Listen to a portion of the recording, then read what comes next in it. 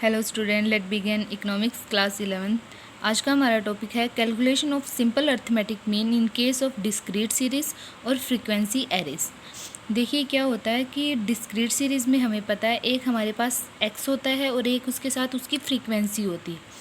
ठीक है, हमें मतलब किसी भी कोई भी चीज़ दी होगी, मतलब किसी भी चीज़ से रिलेटेड कोई इन्फॉर्मेशन दी होगी, उसमें हमें उसकी फ्रीक्वेंसी और दी होगी कि वो कितनी बार रिपीट हो रहा है। ठीक है, तो यही होती है डिस्क्रीट सीरीज़।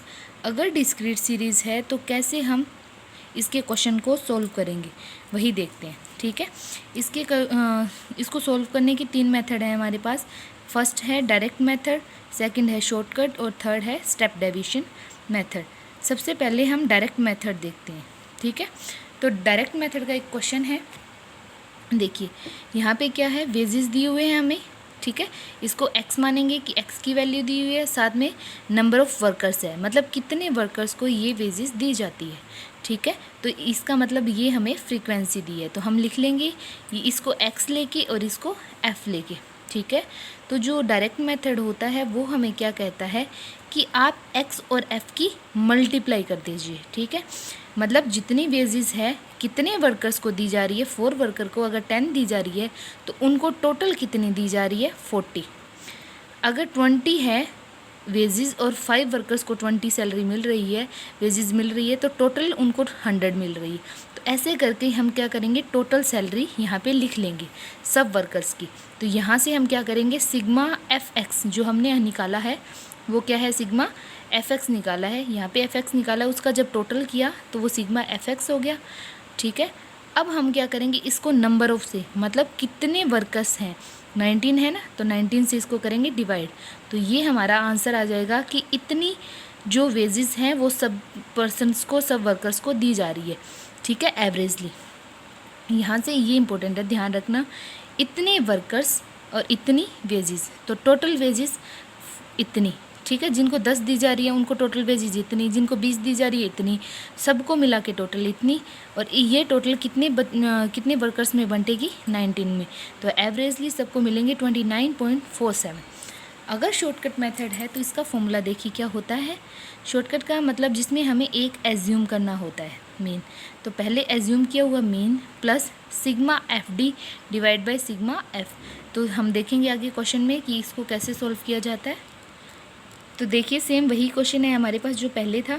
ठीक है, इसको शॉर्टकट मेथड से करते हैं। तो हमने पहले x लिख लिए, फिर f लिख लिया। इस x में से हमने एक को क्या मान लिया, a मान लिया, मतलब a एज्यूम कर लिया, और ये a माना है हमने, लगभग बीच वाले को मानेंगे और हमेशा x में से लेना है। तो a मान लिया हमने 30 को। अब क्या करना है हमें, x माइनस a जब करते हैं तो हमारे पास d आता है। d का मतलब डेविएशन, कितना दूर है वो। ठीक है, जो हमने माना है और जो ये सीरीज़ है इनका कितना गैप चल रहा है, तो ऐसे गैप निकाल लेंगे। तो क्या आया, फर्स्ट थी सीरीज़ 10 में से 30 जो हमने एज्यूम किया था वो लेस किया, तो माइनस का 20, ऐसे ही सबको करेंगे तो कितना आ गया। ठीक है, सब इतना इतना आ गया। अब हम क्या करेंगे, जो हमारे पास फ्रीक्वेंसी है इस डी को हम एफ़ से मल्टीप्लाई करेंगे। यही तो पढ़ा था ना मैं, सिग्मा एफ डी।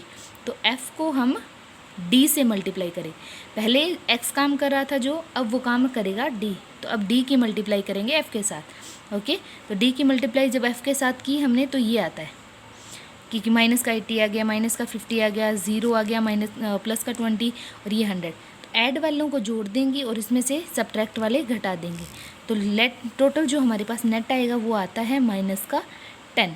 ठीक है, तो माइनस 10 किसकी वैल्यू आती है, सिग्मा एफ डी की वैल्यूज पुट करेंगे। ए की जगह पे ए प्लस माइनस जो 10 था वो क्या है, sigma F D divide by sigma F.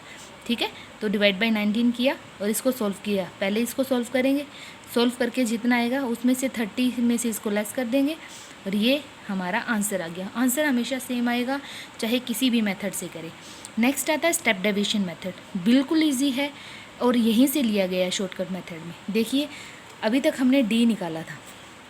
ठीक है, ये जो डी निकाला था, जब इसकी वैल्यूज़ हमें लगे कि एक ऐसा नंबर है जो सभी से डिवाइड हो रहा है तो इसको शॉर्ट फॉर्म बनाया जाता है, मतलब इसको स्टेप को डेविएशन किया जाता है, स्टेप पर डेविएशन किया जाता है। तो ये स्टेप डेविएशन क्या होता है कि हर स्टेप को छोटा बनाया जाता है।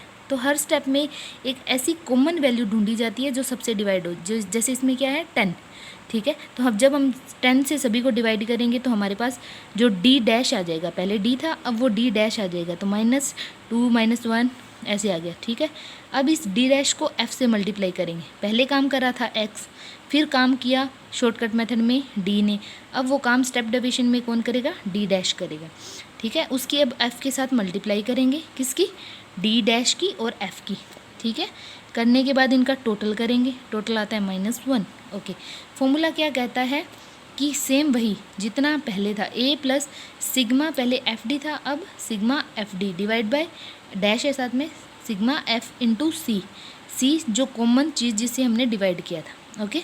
जब इसको सॉल्व करेंगे कॉमन चीज़ से, ठीक है, तो ये जो 10 मल्टीप्लाई में ऊपर मल्टीप्लाई हो जाएगा, सेम वही आ जाएगा ना कि माइनस का 10 डिवाइड बाई 19, और उसको सॉल्व करने के बाद हमें मिल जाएगा इतना, ठीक है। इसको जब सॉल्व करेंगे तो हमें क्या मिल जाएगा, इतना आंसर मिल जाएगा, ठीक है। आई होप आपको तीनों मेथड अच्छे से समझ आ गए होंगे डिस्क्रीट सीरीज़ के। Thank you.